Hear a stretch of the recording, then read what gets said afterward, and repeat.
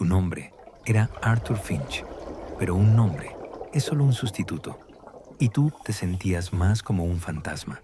Eras el bibliotecario de segunda clase a bordo del RMS Titanic, un susurro de hombre en un mundo de latón y truenos.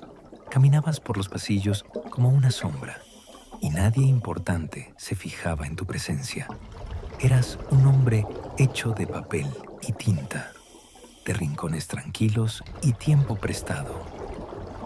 Mientras que otros veían el barco como una declaración de poder, un desafío al mar mismo, Arthur lo veía como una ciudad flotante de historias. Cada pasajero era una novela esperando a ser leída. Los observaba desde su santuario de madera pulida y lomos encuadernados en cuero. El rico industrial, una tragedia en 3 actos. Los jóvenes amantes en tercera clase, un poema de alegría fugaz. Su propia historia, temía, era una sola página sin leer. Amaba su biblioteca. Era un refugio de silencio frente al constante y seguro zumbido de los grandes motores. Olía a papel viejo, a pegamento de encuadernación y a la débil y salada promesa de Nueva York en la brisa. Los libros eran su congregación. Eran almas dormidas, pensaba, que guardaban mundos enteros en su silencio. Mundos de aventuras y reinos olvidados, de amor susurrado y valor épico. Recorría con los dedos los títulos en lámina de oro, sintiendo el pulso de una vida vivida, una historia contada. Tu sueño era tranquilo. Escribir una historia tú mismo. Crear un mundo tan real como los que dormían en tus estanterías.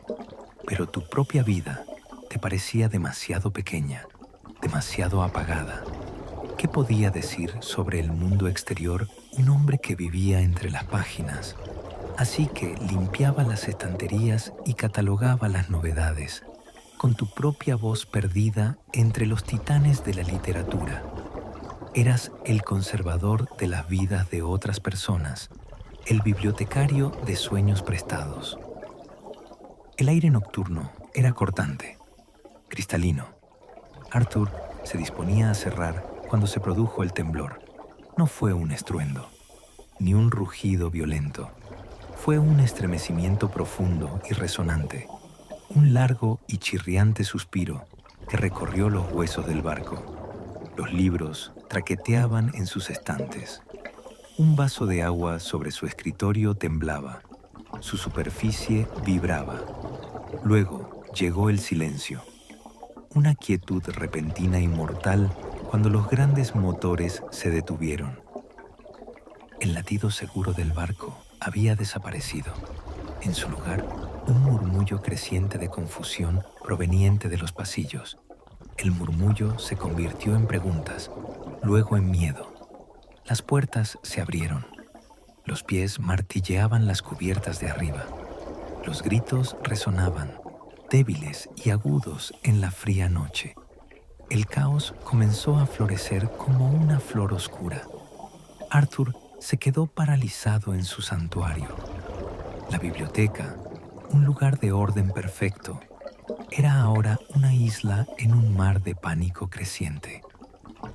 Su primer instinto fue correr, unirse a la lucha por las cubiertas, por los botes salvavidas, por un atisbo de esperanza. Pero sus pies eran de plomo. Este era su lugar, el único mundo en el que no era un fantasma. Mientras la gente pasaba por la puerta, con rostros enmascarados por el terror, una pequeña figura entró tambaleándose. Era un niño. No tenía más de 10 años, con los ojos muy abiertos por un miedo demasiado grande para su pequeño rostro. Se había separado de sus padres en la estampida. Estaba temblando, con la respiración entrecortada por los sollozos, perdido.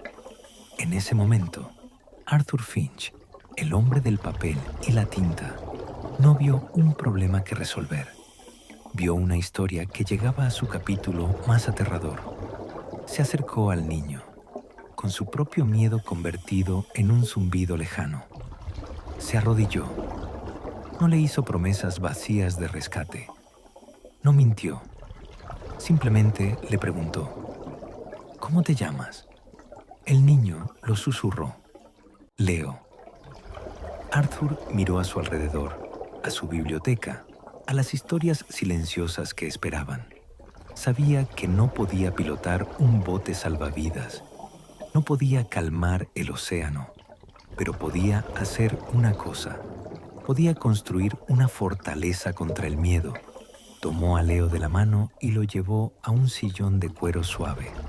De un estante alto sacó un libro, una historia de piratas y costas lejanas, de valentía frente a lo imposible.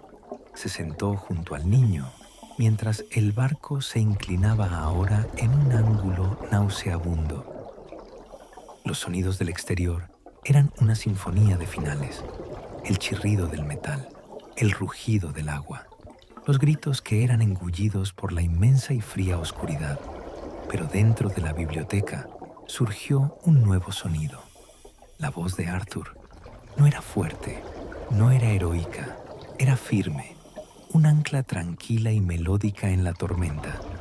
Leíste sobre mapas del tesoro y piernas de madera, sobre amigos leales y batallas ganadas contra todo pronóstico.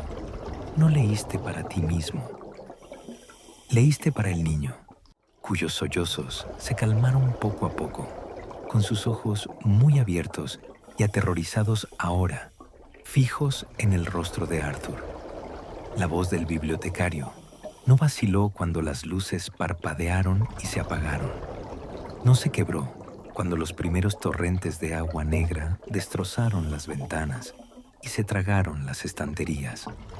Durante unos preciosos minutos, en un mundo que se derrumbaba, un hombre tranquilo le dio a un niño perdido un último regalo: una historia. Construyó una pequeña y cálida habitación en el corazón del apocalipsis y la amuebló con palabras. Décadas más tarde, un anciano llamado Leo hablaría con sus nietos. Habló de la noche en que el mar estaba lleno de estrellas y gritos. Recordaba el frío impactante e imposible, pero el recuerdo que más le marcó, el recuerdo que guardaba como una piedra preciosa, no era el hundimiento. Era una voz tranquila y amable en una habitación llena de libros. Nunca supo el nombre del bibliotecario. Simplemente lo llamaba el narrador. Esa historia, decía, no le salvó la vida. Eso lo hizo una puerta flotante, pero salvó su alma. Fue un escudo de palabras contra el horror, una luz que parpadeaba contra una oscuridad tan total que amenazaba con consumirlo todo. En algún lugar, a 4 kilómetros bajo las olas, una biblioteca olvidada descansa en silencio eterno.